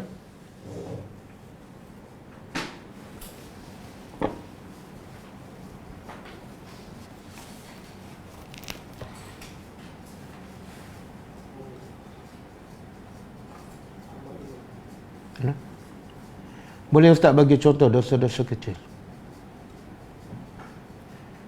Apa ni dosa-dosa kecil Nabi? Sebenarnya ulama kata Allah tak sebut detail, Allah tak sebut spesifik dosa kecil Nabi. Jadi tak perlu kita uraikan. Yang penting Allah kata dalam surah Al-Fatih, inna fatahna laka fatahan mubina liyaghfira lakallahu ma taqaddama min zambika. Sesungguhnya kami buka pada engkau satu pembukaan yang jelas supaya Allah ampunkan dosa engkau, jelas. Dan juga kisah bila Nabi solat malam sampai bengkak kaki kan. Aisyah tegur, kenapa ya Rasulullah kamu solat sampai bengkak kaki? Sedangkan dosa kamu telah diampunkan oleh Allah dulu dan yang akan datang. Itu kata-kata Aisyah. Sedangkan dosa kamu telah diampunkan. Bukan ke saya.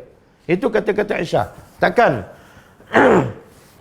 semata-mata kita nak memuliakan Nabi, nak sucikan Nabi sampai kita menafikan hadis sahih, sampai kita menafikan ayat Al-Quran. Jadi contoh, kita tak perlu bagi contoh sebab Allah tak sebut secara spesifik.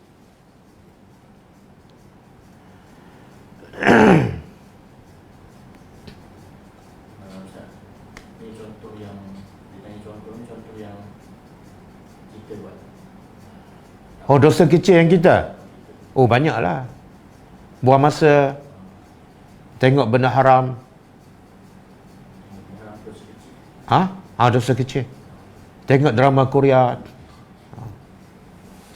Lepas tu membazir masa, bela kucing banyak-banyak kan. Kadang kos makan dia tu beratus-ratus. Itu termasuk dosa kecil lah, iaitu israf, pemborosan.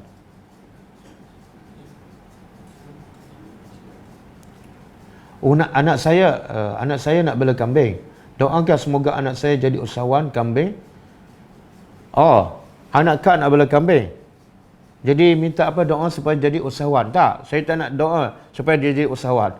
Saya nak doa anak kak jadi pendakwah yang hebat. Kenapa nak jadi usahawan? Usahawan dengan pendakwah mana lebih mulia? Dia nak jadi usahawan, jadilah. Tapi di samping itu jadilah lagi baik ialah sebagai pendakwah. Berkat kesabaran bersama kambing, jadilah pendakwah.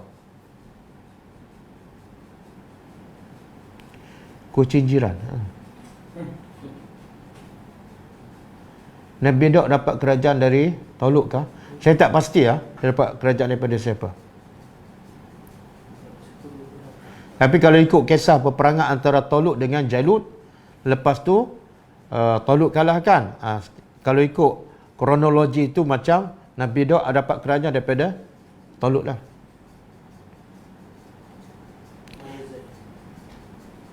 Bolehkah penceramah menerima hadiah ataupun sedekah? Boleh, tak ada masalah. Yang tak boleh apa dia? Meminta. Nabi kata apa?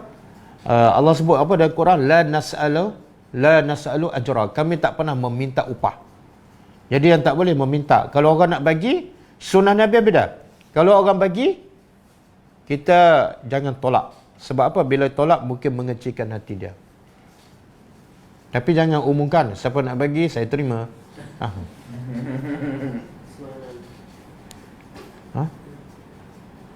Adakah dikira sunnah dan berpahala jika mengembala kambing sedangkan Nabi mengembala sebelum dilantik? Tak, bukan sunnah. Bukan sunnah. Jadi bela kambing bukan sunnah Nabi. Tapi yang sunnah Nabi apa dah? Bekerja sendiri. Bekerja sendiri dan dapat hasil daripada titik perlu sendiri. Sama ada bela kambing, berniaga ataupun apa-apa je. Doakan untuk saya jadi pendakwah yang mempunyai 5 insya-Allah. Semoga Allah jadikan Zainul dan semua pelajar pendakwah yang mempunyai 5 sifat tadi. Kalau belajar menghafal doa zikir melalui lagu, bagaimana Ustaz? Saya pun tak tahulah, sebab orang yang hebat yang menghafal bukan melalui lagu. Dia nak menghafal ni asasnya bukan lagu, asalnya ialah hati kita bersih. Kalau hati kita bersih, kita mudah hafal, mudah ingat dan susah lupa. Tapi kalau hati kotor bercampur pula dengan lagu, saya pun tak ada pengalaman. Kalau tanya saya, tak perlu. Nak apa tak perlu dengan lagu dan sebagainya.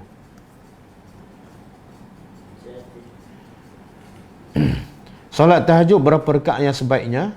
Solat malam boleh tak solat hajat dan solat wuduk? Solat tahajud ni, kalau ikut Nabi, 11 rakaat. Sebagaimana diriwayat oleh Aisyah radhiyallahu anha, 11 rakaat. Tapi Nabi Aisyah kata, jangan tanya betapa panjangnya solat Nabi dan betapa cantiknya solat Nabi. Makna, bunyi 11 tapi kualitinya, jangan tanya. Maka sebab itulah ulama kata, solat malam ni Nabi tak tetapkan berapa bilangan. Yang penting kualiti solat. Bahkan diriwayatkan Umar bin Abdul Aziz pernah solat malam 36 rakaat. 36 rakaat. Nah sebab itulah yang kita solat tarawih sampai 23 tu, katanya itu pendapat Umar Ibn Khattab kan. Kenapa?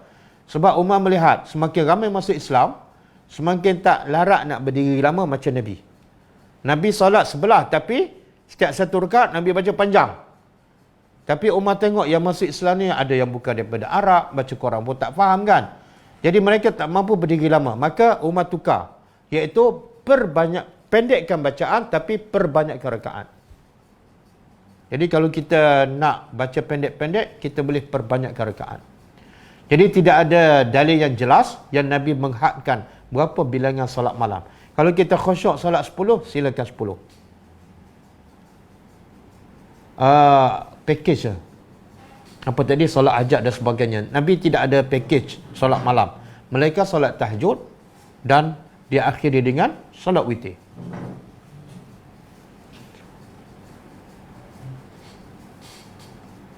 Nabi makan madu. Ya, madu sunnah. Nabi kata, alaikum bisyifa'aini. Hendaklah kamu mengambil 2 syifa ni, 2 penyembuh. Apa dia? Quran dan madu. Jangan ambil madu je, minum madu tapi Quran tak baca. Mana? Perkara sunnah Nabi itu perkara sebelum jadi Nabi ataupun selepas jadi Nabi. Tak. Sunnah Nabi ialah bermula setelah Nabi dilantik sebagai Rasul. Apa yang berlaku sebelum Nabi tak dikira sebagai sunnah. Sunnah mesti berdasarkan wahyu. Dan wahyu turun ialah setelah Nabi dilantik sebagai Rasul.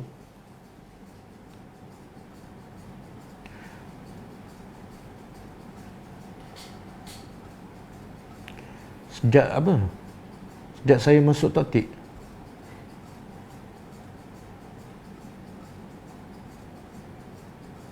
Okey. Adakah Rasulullah atau anak-anak Rasulullah pernah bercerai?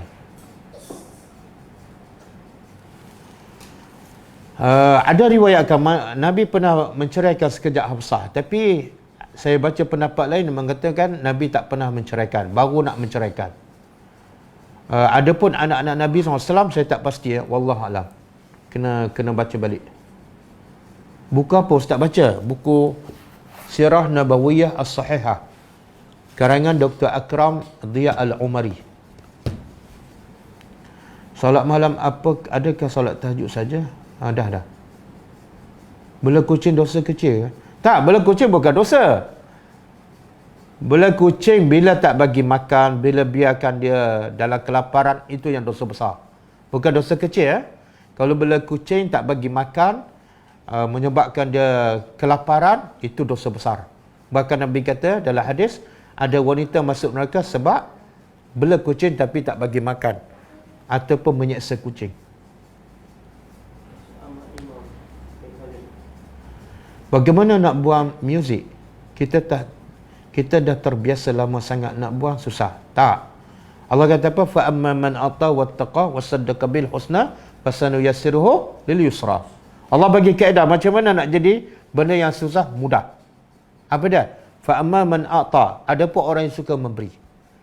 Kaedah pertama, suka memberi. Beri apa ni? Sedekah, bagi senyum pada orang, bantu orang. Wattaqa, dan dia bagi tu asasnya ialah dia bertakwa pada Allah.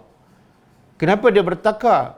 Sebab wasaddaqa bil husna, dia mempercayai semua yang Allah janji. Maka natijahnya apa? Fasanu yassiruhu lil yusra. Allah kata kami akan permudahkan apa yang sukar. Ibadat tu sebenarnya mudah. Kami permudahkan apa yang mudah. Sebenarnya bila dah mudah, tak perlu dipermudahkan. Tapi Allah nak begitu. Benda yang mudah iaitu ibadat. Sebenarnya bagi hati yang keras sukar. Maka caranya apa dah? Banyakkan sedekah. Banyakkan sedekah. Yang kedua, banyakkan belajar agama. Dengan ilmu akan melembutkan hati kita. Dan bila kita seronok dengan ilmu, seronok dengan Al-Quran, automatik kita tak akan seronok dengan benda yang melarakan. Automatik.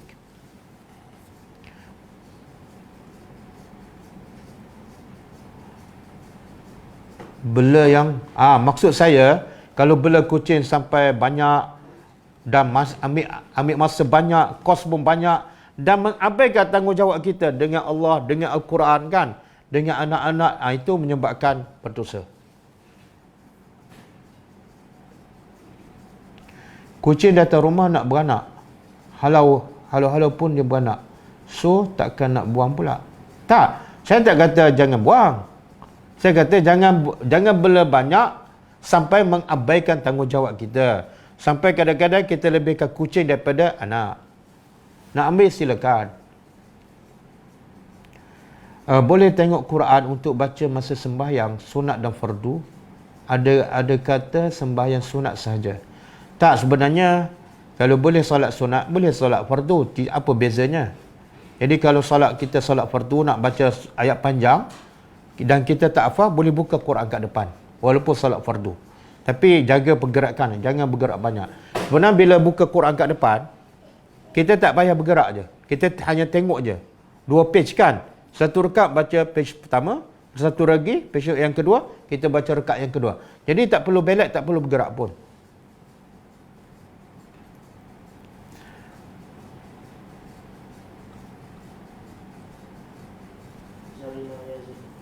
Bolehkah kita anggap kesalahan Nabi adalah sebagai pengajaran? Ya, boleh. Boleh.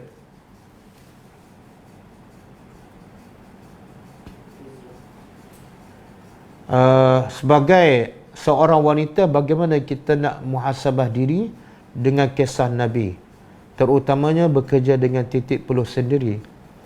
Cara saya mana hilang? Cara saya memahami adalah wanita, isteri dan ibu lebih baik bekerja untuk cari duit sendiri. Betul? Betul? Jadi wanita boleh tak ikut cara Nabi bekerja sendiri? Boleh. Kerja online, jual daripada rumah. Barang yang halal dan masuk waktu solat. Boleh. Buat kuih kan? Buat kuih kat rumah, buat kek kat rumah, jual secara online.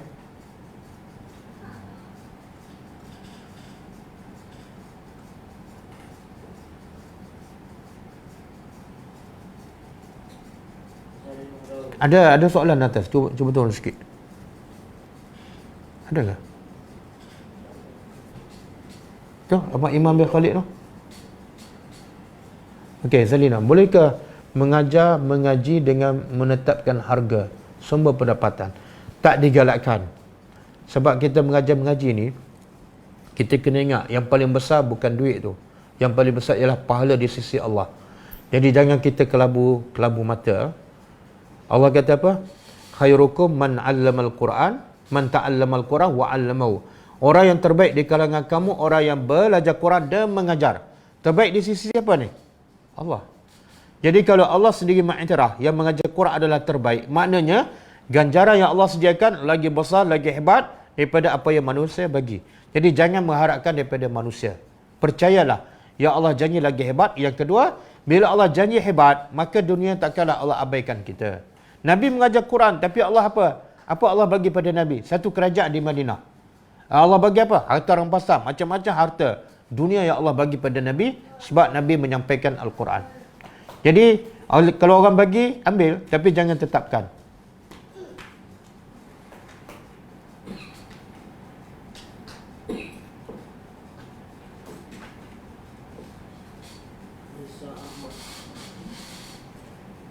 Bagaimana nak tingkatkan sifat tawakal? Yang sebenar, nak tingkatkan sifat tawakal kepada Allah, kita akan semakin bergantung pada Allah bila tu? Dia analogi. Bila kita semakin bergantung pada orang tu? Bila orang tu semakin ada kekuatan, betul tak? Fizikalnya kuat, duitnya banyak dan pemurahan. Jadi kalau ada sifat tu, kita semakin bergantung. Dan semakin lemah orang tu, semakin kita tak bergantung. Betul? Jadi macam mana nak tingkatkan tawakal pada Allah? Iaitu bila kita semakin kenal Allah. Allah tak mungkin sama dengan manusia. Allah maha kuat, Allah maha kaya, Allah maha penyayang. Semakin kita kenal Allah, semakin kita nak berserah padanya. Jadi caranya kenallah Allah. Melalui apa dah? Tadabbur Al-Quran, ayat demi ayat. Semakin kita tadabbur Al-Quran, semakin kita kenal Allah. Allah ni hebat, Allah ni maha kaya. Allah sentiasa sayang kepada hamba-Nya.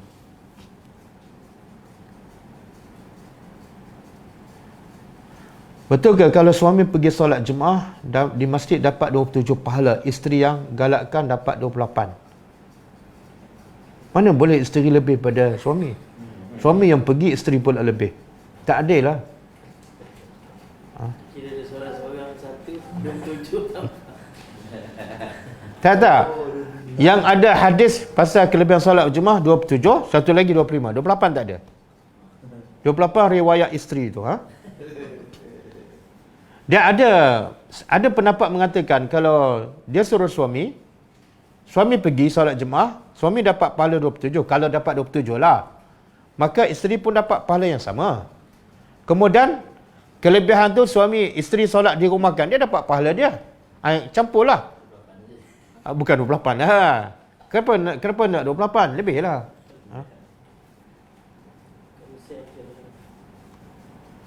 Mana lebih afdal Ustaz? Witir selepas Isyak ataupun selepas tahajud? Tak, yang mana lebih afdal ialah yang Allah cipta kita untuk apa? Liyabluwakum ayyukum ahsanu amala. Allah cipta kita supaya kita hidup untuk apa? Untuk melihat siapa amalan yang paling baik. Apa maksud amalan paling baik? Satu, paling ikhlas. Yang kedua, paling menepati sunnah Nabi. Jadi tahajud mana yang paling baik? Witir mana yang paling baik? Witir selepas Isyak ke? Witir selepas tahajud? Jawapannya ialah witir yang paling baiklah yang paling ikhlas. Yang kedua, yang paling menepati sunnah Nabi. Kalau kita salat witir lepas Isyak, paling ikhlas dan paling khusyuk, itu lebih baik. Tapi kalau kita salat witir selepas tahajud, paling ikhlas, paling khusyuk dan dia lebih menepati sunnah Nabi. Sebab Nabi salat witir masa tahajud, maka itu lebih baik. Wallahu a'lam.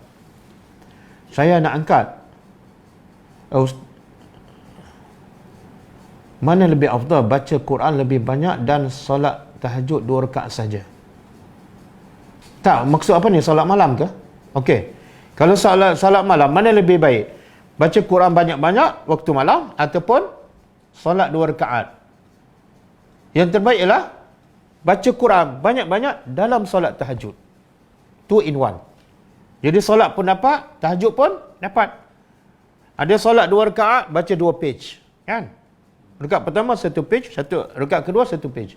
Kemudian baca 2 rakaat lagi, 2 page. 4 ada muka surat. Jadi dia baca Quran dalam solat. Mana dapat 2 ganjaran. Kalau kita hafal itu daripada Wadduha sampai bawah kan. Kita tahajud rakaat pertama tu Wadduha, Asy-Syahru sampai 3-4 surah. Baca rakaat kedua lagi. Boleh. Dia nak baca rakaat pertama semua juzuk 30 kan? Tapi kena bagilah sebab rakaat kedua belum baca lagi.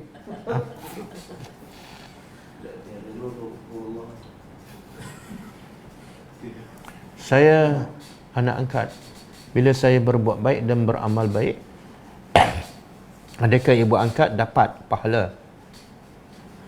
Tak, ibu angkat akan dapat pahala bukan sebab dia ibu bapa. Dia tak sama pahala ibu angkat dengan ibu sendiri. Tak sama. Sebab apa? Sebab yang menanggung sakit mengandung, penak mengandung, sakit melahirkan, ibu, bukan ibu angkat. Jadi kelebihannya tak sama.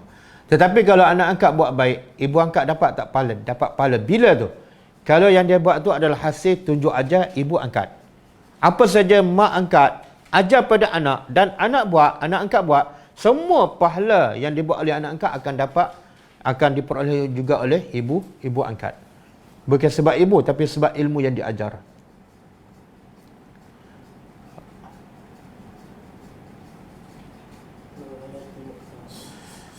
Saya ada dengar ustaz cakap, bila di alam barzah nanti, malaikat hanya tanya membaca Al-Quran di malam hari dan menolak ibadat lain. Tidak ada, saya tak jumpa dalil bila dah dalam kubur alam barzah, malaikat tanya pasal Al-Quran. Tak ada dalil. Yang ada dalil sahih ialah malaikat akan tanya tentang 3 soalan. Siapa Tuhan kamu? Apa agama kamu? Dan soalan tentang Nabi Muhammad. Itu ada hadis sahih. Pasal tanya pasal Quran, tak ada dalil lah. Sebenarnya kalau dah tanya siapa Tuhan kamu, kita boleh jawab. Dan apa agama kamu, kita boleh jawab. Agama aku Islam. Siapa Nabi kamu? Kita boleh jawab. Nabi aku adalah Muhammad. Maknanya, tak perlulah tanya Quran lagi. Betul tak? Amalan kita dengan Quran tergambar dalam jawapan tadi. Ustaz, cara nak mendalamkan cinta pada Nabi SAW. Bagaimana Ustaz? Kerana cinta pada Allah itu lebih mudah terasa.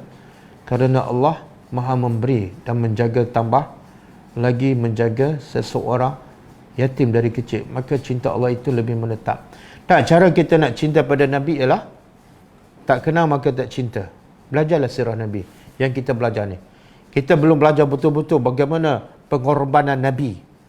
Nabi korbankan kerehatan, kesenangan hidup. Untuk apa? Untuk kita semua. Sehingga Nabi sanggup dimaki, dibaling batu sampai berdarah, diperangi, diusir daripada kota Mekah. Semua kerana kita. Kalau kita belajar satu persatu, kita akan semakin cinta pada Nabi SAW. Jadi belajarlah sirah Nabi satu persatu. Boleh kita ada buat Al-Quran sambil makan dan minum?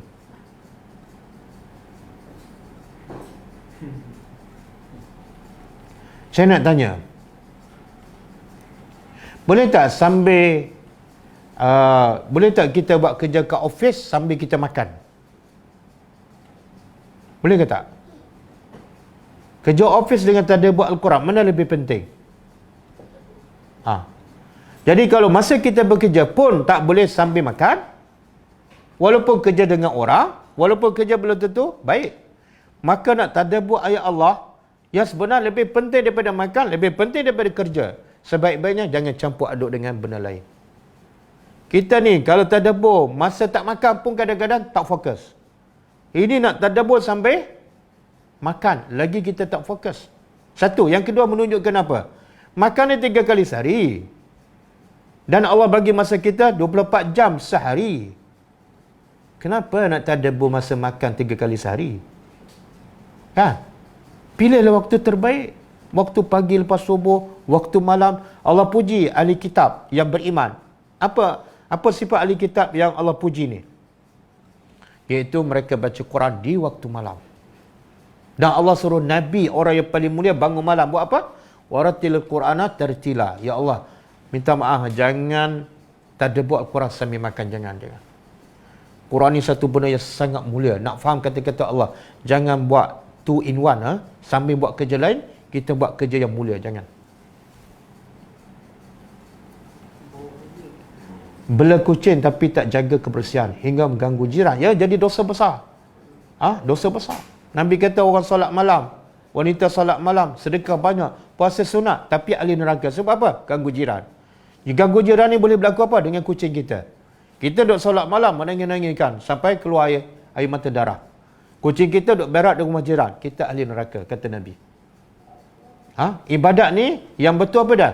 Nampak kesan dia. Apa kesan dia? Jangan menyakiti orang. Solat malam lama kan, sampai hitam dahi, tapi mulut tu celupar. Dia solat tu tak ke mana. Jadi kesan solat yang betul ialah akhlak kita mulia.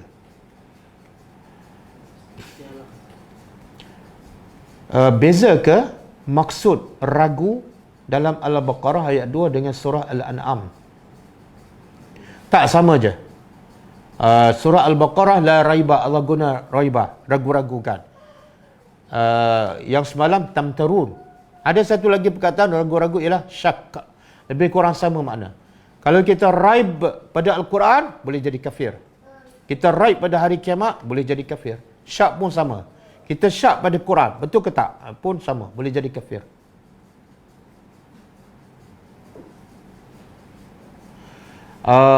Irwan daripada Sarawak, Lawas Sarawak, insya-Allah.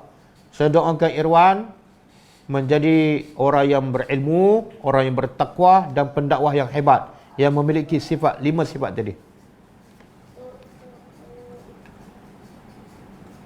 Berdosakah Amelina? Berdosakah?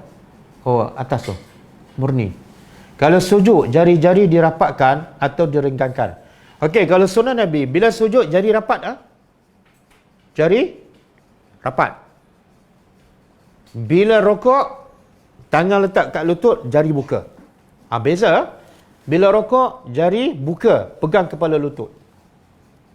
Tapi bila sujud, jari rapat dan semuanya menghala ke arah kiblat. Itu sunnah Nabi.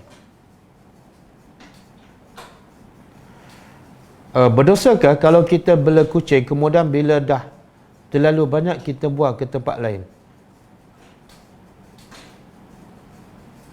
Tak, kalau kita bela banyak menyebabkan kita buat zalim pada kucing, maka pergilah letak tempat lain untuk mengelakkan mudarat yang lebih besar.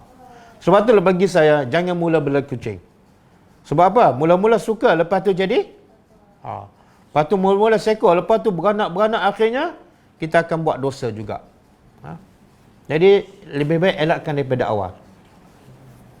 Belalah anak-anak. Ada yang kata salat witir boleh buat sebelum tidur. Betul. Waktu salat witir Nabi kata daripada selepas Isya sampai masuk waktu subuh. Jadi boleh buat sebelum tidur. Yang penting selepas Isya. Jangan buat selepas maghrib.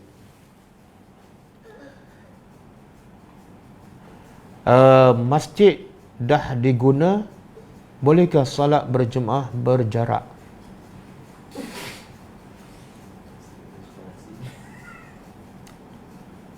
Tak, tanya Menteri Agama. Kalau tanya saya jawab pun saya tak boleh buat apa kan. Kalau tanya tentang apa saya buat, saya solat di rumah. Sebab apa? Sebab solat ni kena rapat saf.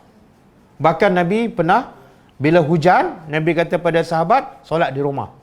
Hanya kerana hujan. Sekarang COVID kan, wabak COVID ni lebih bahaya daripada hujan. Sepatutnya kalau solat di masjid tapi jarak, alasannya COVID. Maka Nabi kata, hujan pun solat kat rumah. Solat kat rumah, rapatkan saf.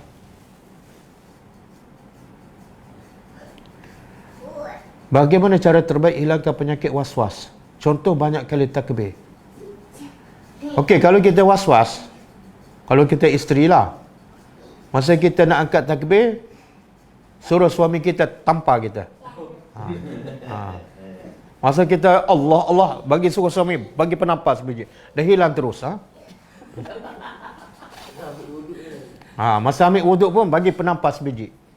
Ataupun masa kita ambil wuduk tu kita ambil video kan. Lepas tu kita tengok muka kita sendiri masa berwuduk. Ya Allah, buruknya. Betul-betul kena tipu kat syaitan.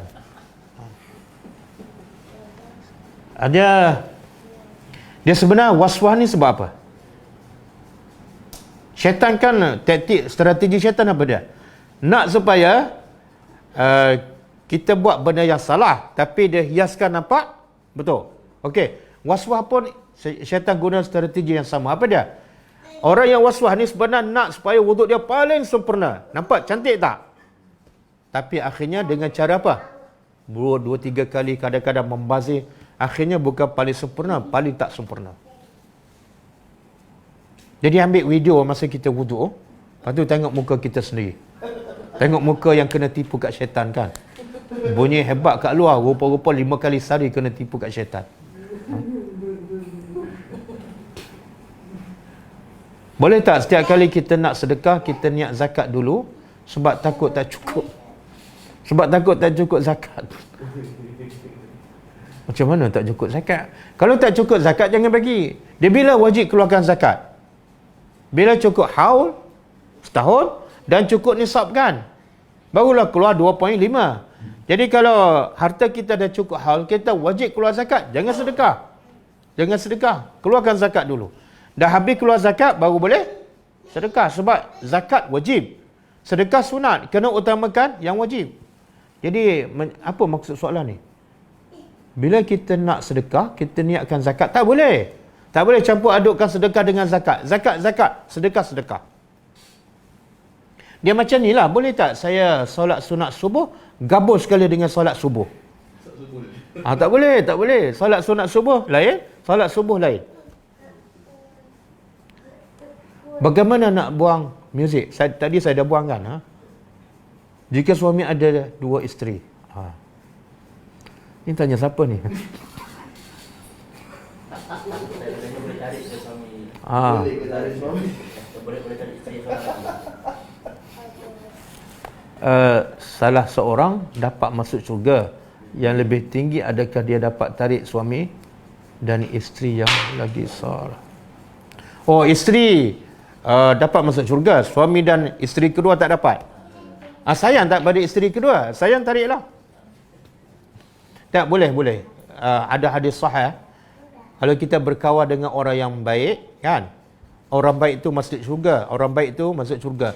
Kita kawan ni tak masuk. Maka kawan kita yang baik itu akan cari kita dan keluarkan kita. Begitu juga hubungan suami isteri.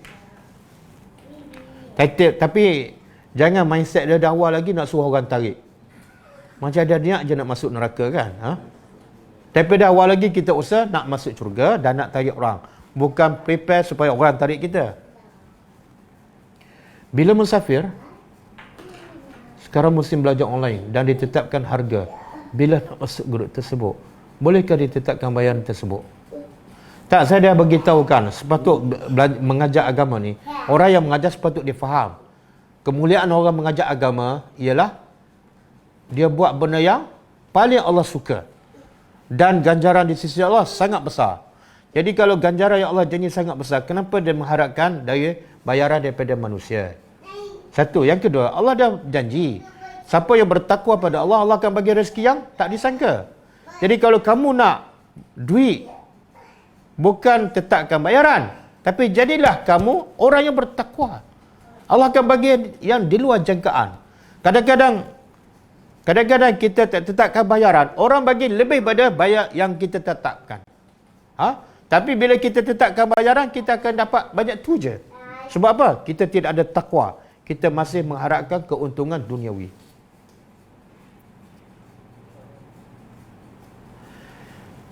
Jadi kalau nak belajar online, free, ikut kelas tadabbur saya, free.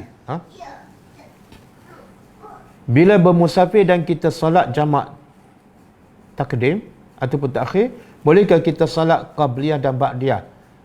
Tak, sunnah Nabi bila musafir Nabi tak buat dah.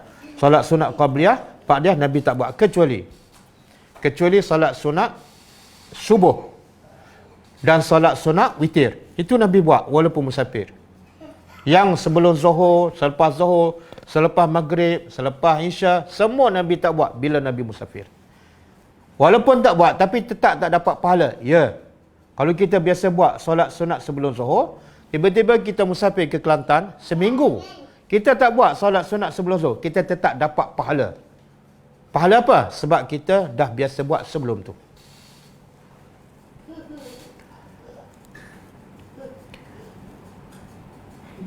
Jika kita kurang sihat dan melambatkan dalam nak bersolat, adakah dikira tidak bersungguh dan menanggungkan beribadat?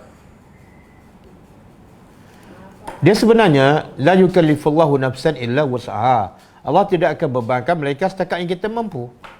Jadi solat orang yang sakit, kan? Solat orang yang sakit sama tak dengan solat orang yang sihat?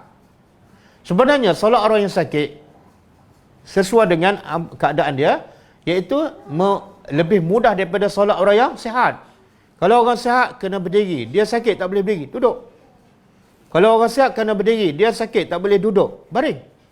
Sebenarnya semakin dia sakit, semakin solat tu menjadi mudah. Satu. Yang kedua, sebenarnya bila kita badan sihat, badan sakit, tapi hati kita sihat, kita tak akan lambatkan solat walaupun fizikal kita sakit. Sebab solat ni sebenarnya bukan bergantung pada badan sihat ataupun tak, tapi bergantung pada hati sakit ke tak. Berapa ramai yang sakit tapi solat awal waktu, dan berapa ramai yang fizikalnya sihat solat lambat, bahkan tak solat. Ha? Nabi Ayub AS sakit, tapi tak pernah melewatkan ibadat ataupun perintah Allah Subhanahu Wa Taala. Dah. Okey, tak ada? Jadi kita cukup setakat ni. InsyaAllah kelas kita akan datang ialah besok pukul 10.30 kita sambung tadabbur surah Al-A'raf. Kita tutup dengan membaca tasbih kafarah. Subhanakallahumma wa bihamdika asyhadu an la ilaha illa anta astaghfiruka wa atubu ilaik. Assalamualaikum warahmatullahi wabarakatuh.